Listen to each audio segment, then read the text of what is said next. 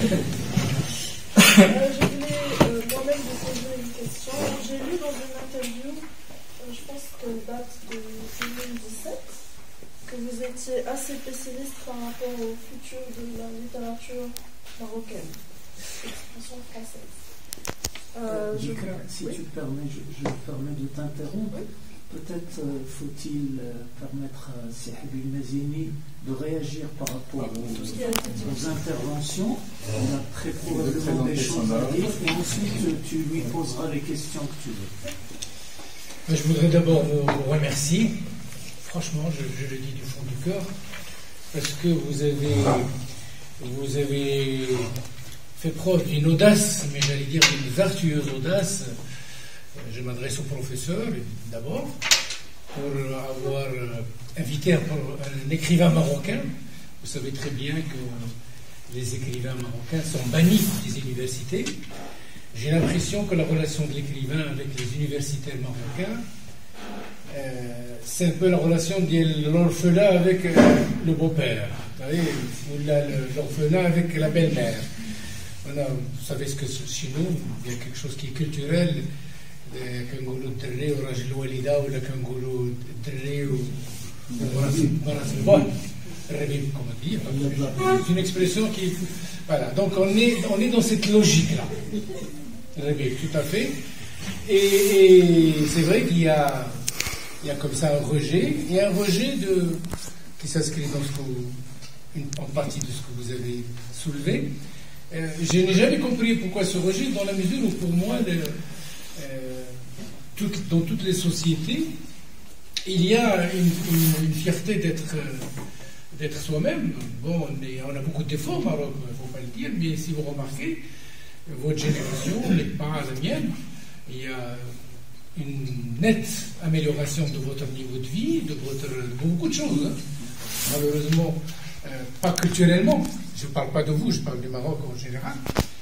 Et j'ai jamais compris. Alors, l'université, généralement, ça doit être une caisse de résonance de tout ce qui se produit dans la société. Aussi bien politiquement, culturellement, dans tous les domaines. Or, chez nous, c'est l'inverse. Les universitaires, je le dis pour avoir passé 40 ans d'enseignement universitaire, 81 jusqu'à 2022, c'est vous dire que c'est... Et donc, il y a ça, alors que nous écrivons, bon, il y a de tout. Il y a de bons et de mauvais, mais tout ça, moi, je ne suis pas d'accord qu'il y ait de la bonne et de la mauvaise littérature pour une raison simple, c'est que les sensibilités ne sont pas les mêmes.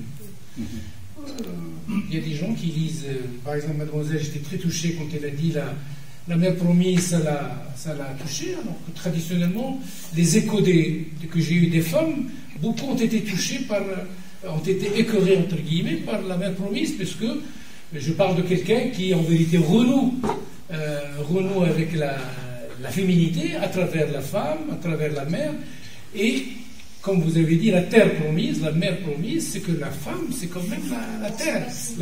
Lorsqu'on dit la mère patrie, la mère, c'est quand même... Et donc, il y a une questionnement pour moi, c'est pourquoi, alors que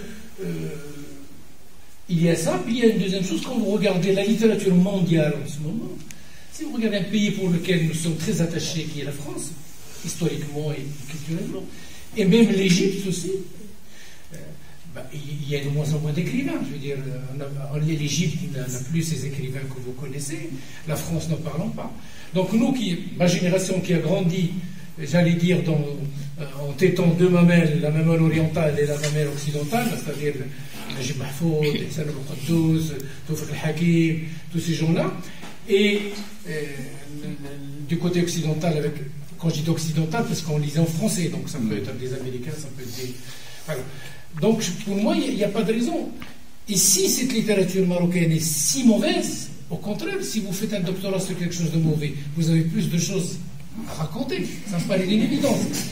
C'est plus facile de traiter un cas que quand vous débarquez chez le médecin et que vous lui dites qu'il vous dit le régime, que vous oui, j'ai fait le régime. Il ne faut pas manger ça. Vous oui, j'ai pas mangé ça. Il est... Par contre, si vous dites oui... Donc, pour revenir à la relation au livre, Et c'est en plus, c'est quand même notre identité. Moi, je pense que je disais à mes camarades hier, on a mangé ensemble, et je leur disais, moi j'étais, entre autres, professeur de la fac, j'avais aussi la chaîne, ce qu'on appelait la filière des livres. Former des jeunes qui vont travailler dans les librairies, dans les bibliothèques, dans les CDI. Métiers du livre, ce qu'on appelle les métiers du livre. Et moi, dès qu'il rentrait, parce que je m'occupais d'une matière qui s'appelle le marketing culturel, c'est-à-dire comment commercialiser le produit culturel au sens large du terme, le produit culturel, on a une tête comme ça, on pense au livre, à la chanson. Le CNES, c'est un produit culturel. Si vous prenez toute la partie d'Yelmoul Ismaïl, Soya, tout ça, c'est des produits culturels. Il y a des produits culturels qu'on ne peut pas déplacer, et puis il y a des produits culturels qu'on peut démultiplier. Je pense aux livres, aux disques. Et je commençais toujours mon cours par mettre une musique, une chanson, et très vite, tous les étudiants sont très contents parce que ça leur rappelle quelque chose. C'est ça la culture. À un moment donné, nous avons nos artistes, nous avons des choses préférées, mais que vous le vouliez ou non, nous sommes unis par des choses qui nous sont propres, qui nous rappellent notre. Et donc cette identité, nous sommes obligés de. Bon, il y a des gens qui ont honte quand ils regardent un film, mais c'est la culture, c'est notre identité, il faut l'accepter avec ces aspects, il faut en être fier. Je veux dire, il faut les défendre, mais pas de manière aveugle, il faut savoir reconnaître quand même les défauts. Il y en a, Dieu sait qu'il y en a. Alors quand il y a cet aspect-là, moi je pense qu'il y a une culpabilité, il y a les universitaires, et il y a les Marocains en général, les universitaires en particulier, lorsqu'il s'agit des produits culturels. Parce que tout simplement, ils commencent à citer les produits américains, par exemple.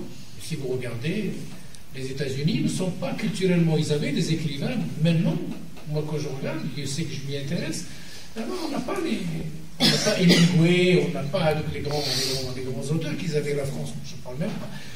Il y a plus d'auteurs maintenant du côté d'Amérique latine, du côté de l'Afrique, du côté du Japon, je vous assure, avec un regard, une perception nouvelle, que les autres.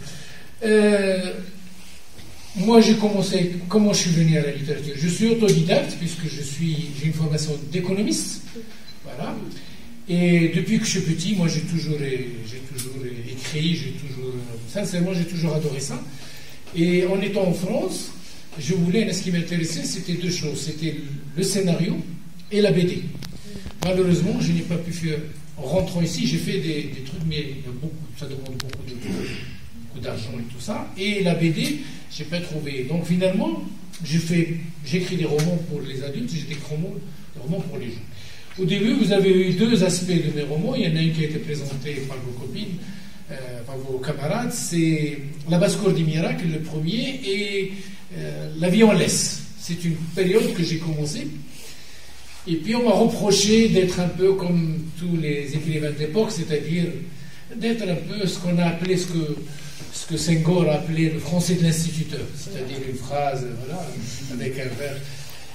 Et après j'ai regardé la vitalité de la fiction américaine, et j'ai trouvé les Américains, ça marche mieux.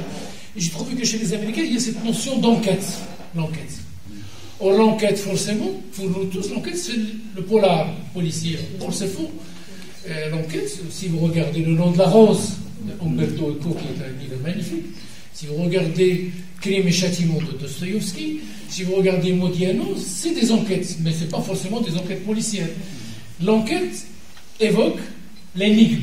Et l'énigme peut être une paternité, peut être un crime, peut être n'importe quoi. Et donc, à partir de là, moi, j'ai trouvé dans l'enquête ce que j'appelle, pour moi, j'ai appelé ça le couteau suisse. Je ne sais pas si vous connaissez le couteau suisse. Et donc, voilà, pour moi, ça me permet, d'ailleurs, tous les livres que vous avez évoqués, intelligemment, c'est des livres dans lesquels il y a une enquête. Et cette enquête me permet, premièrement, de réconcilier le réel et l'imaginaire. Et sincèrement, je vous l'avoue, je vous parle avec mon cœur. Je crois que tous les livres sont à l'origine à partir d'une anecdote, de quelque chose de réel. Alors, il n'y a aucun livre, aucun de roman que vous avez lu qui n'a pas une source réelle. Et après, l'imagination se déploie, évidemment, pour étoffer, pour lui donner. Donc, pratiquement tous les romans que vous avez évoqués, il y a ça. Et donc je ne peux pas écrire sur moi-même. Il y a des écrivains qui ont écrit sur eux-mêmes, parce qu'ils ont eu un itinéraire. Je pense à, comment il s'appelle, Jack London, si vous connaissez. Je pense à Chokri chez nous. Je pense à Céline, des gens qui ont vécu, ou même à Proust, qui a vécu dans une famille super bourgeoise. Des gens, ils ont écrit sur eux-mêmes. Moi, ma vie, elle ressemble à beaucoup d'entre vous. Bon, évidemment, ma génération, l'école, le Coran, la salle de l'institut ou la diète de père, donc on a... Mais c'était quand même une vie très abondante. Je l'ai intégré dans tous les livres. Au lieu d'en parler spécialement, je l'ai intégré dans tous les livres, en ce sens que elle est riche. Si vous demandez à vos parents, vous allez voir que vos parents, il y a une résilience chez les anciens qui n'existe pas. Nous, on était dans la rue, on courait, on faisait tout. Moi, je suis rentré en France. Je suis allé faire des études en France avec 10 francs dans ma poche. Quand j'ai foulé le sol de Montpellier, il n'a jamais dit un billet de 10 francs. Alors vous allez dire, non, il est menteur. Non, c'est pas un mensonge. Je débarque. C'est pour vous montrer notre capacité à nous débrouiller. Alors j'avais 10 francs dans ma poche, j'ai dormi chez un ami, le lendemain je suis allé faire les vendanges. En France, il y a l'aneb. Donc voilà, ils nous payaient bien, et c'est comme ça qu'on a démarré nos études, c'est comme ça que j'ai démarré par la suite. Voilà, ce sont donc l'écriture, j'ai commencé, quand j'ai découvert les Américains, je me suis lancé dans l'enquête. Et l'enquête me permet un certain nombre de choses. Il y a 3 ou 4 choses très importantes pour moi dans l'écriture. Et d'ailleurs, je l'ai senti chez vous, ça m'a fait plaisir. Sauf si vous faites, je parle des doctorants cette fois-ci que je remercie énormément, j'ai senti chez vous, sauf si vous faites, si vous êtes un peu dans la peau du mari qui n'aime pas sa femme et qui s'acquitte du devoir conjugal, j'espère que vous avez pris le plaisir en lisant mes livres. J'espère que vous avez pris ce plaisir qui est pour moi très important. Une lecture sans plaisir, sauf pour les thésards, pour les gens qui font des thèses et tout ça. Mais une lecture doit être synonyme de plaisir. C'est la raison pour laquelle j'écris pour les enfants avec la même chose. Les enfants, je me suis heurté à des enfants. Heureusement, je faisais lire mon histoire aux enfants avant de la publier. Parce qu'un enfant, au bout d'une page, s'il n'est pas d'accord, qu'il le a. C'est pas comme un adulte. On peut tricher, on peut simuler. Un enfant qui fait il fait autre chose. Autre chose, ça veut dire que ça l'intéresse pas. Donc il y a une notion de plaisir pour moi qui est importante. Et l'enquête a un effet très important, addictif. Voilà, entraînant, c'est-à-dire que le lecteur devient acteur. Il lui devient lui-même enquêteur, qui voilà. Ça, c'est le premier plaisir, la première condition. La deuxième, c'est le savoir. Il y a des dessous épistémologiques à mes écrits. Je pense que dans tous les livres, il y a une problématique. L'eau, par exemple, vous avez traité. L'eau est quelque chose de capital. Vous avez parlé dans le Fondaq, vous avez parlé de l'âne. Effectivement, j'ai écrit beaucoup sur les ânes pour les enfants. Vous avez parlé des portraits, la même chose. J'ai fait une enquête sur comment se vendent les portraits. Sur l'instituteur, c'était à l'origine, c'était un copain qui incite, on a commencé à discuter. Après, j'ai écrit. Ça devait être joué d'ailleurs par, je crois, un monsieur. Le sein, je ne sais pas qui c'est qui a parlé du sein. Le sein, ça va vous étonner, mais je vous assure que le sein gauche, à l'origine, c'était un sketch de 2 pages. Il devait être joué d'un copain que peut-être vous connaissez, qui est cinéaste, qui s'appelle Omar Shreidi, et qui devait le mettre en scène par quelqu'un qui passe à la télé maintenant, comme vous connaissez tous, Hassan Fed, qui devait le jouer au Hollande de Mercedes. C'était à l'origine, je vous parle il y a 25 ans, bien avant que Hassan Fed ne devienne. À l'époque, il était. Et donc, voilà, ce sont des choses. Et puis, je me suis dit, bon, j'ai découvert un auteur américain qui s'appelle Philip Roth, et qui a écrit un livre qui s'appelle Le Sein. Et là, progressivement, j'ai regardé tous les tableaux de peinture, et je me suis rendu compte que le sein gauche, tous les grands peintres de la Renaissance peignaient le sein gauche, par contre, ils cachaient le sein droit. Et en cherchant, je me suis rendu compte que toutes les mamans autrefois, si vous discutez avec elles, ils verront qu'ils ont toujours fait téter l'enfant du sein gauche. Pourquoi? Parce qu'il y a le cœur. Boum, boum, boum, boum. L'enfant s'endort. Et par contre, il y a des femmes, c'est vrai, quand ils balancent le bébé vers le sein droit, avec voilà. Et donc j'étais étonné. Et puis il y a autre chose aussi, on parlait, on est dans une université, 99% des hommes sont droitiers. Lorsqu'ils veulent toucher la femme, par exemple, le sein de la femme, ils vont directement vers le sein gauche, et non pas vers le sein droit. Donc il y a une vérité, j'allais dire, scientifique au choix du sein gauche qui n'est pas... Et puis la halqa dans le bouddhisme, ce n'est pas une halqa normale, c'est une halqa d'intellectuel. Voilà.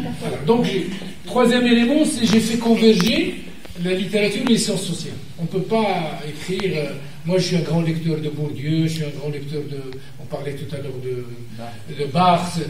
Il se trouve que moi, je n'ai pas de formation comme vous. Moi, j'étais dans une formation d'économiste, mais j'étais mordu par ça. Je lisais, je regardais. Et donc, à chaque fois, j'essayais de... Et puis, la troisième partie, pour moi, qui est importante, c'est qu'il y a une dimension, j'allais dire, insaf. Quand on travaille avec l'enquête sur quelque chose, à la fin, on doit rendre hommage ou on doit réparer. Le jardinier du désert, j'ai écrit ça, c'est même très personnel. Bon, vous verrez que c'est vraiment très personnel dans le sens où j'ai voulu rendre hommage à l'écrivain, au poète, parce que c'est vrai que... Et à la fin, je le réhabilite. Voilà, il y a beaucoup de croquis du destin aussi. Voilà, donc c'est ce que je voulais vous dire sur la manière d'écrire. Ne prenez pas l'enquête au sens que c'est un policier. Non. Dostoïevski, les Misérables, il y a Victor Hugo, il y a une enquête. Il y a un commissaire Porfir. Dostoïevski, il y a Porfir, le commissaire, et il y a Raskolnikov, celui qui a commis le crime. Et tout le livre, il y a. L'enquête, ça vous permet d'aller vers... Voilà, c'est ce que je voulais dire voilà, c'est un peu le... Et je voudrais vraiment vous féliciter tous et tous, je parle aux doctorants, d'avoir fait ce travail, et j'étais vraiment très content. C'est la deuxième fois que je fais ça dans une université, et je suis très très content. Franchement, je suis très touché par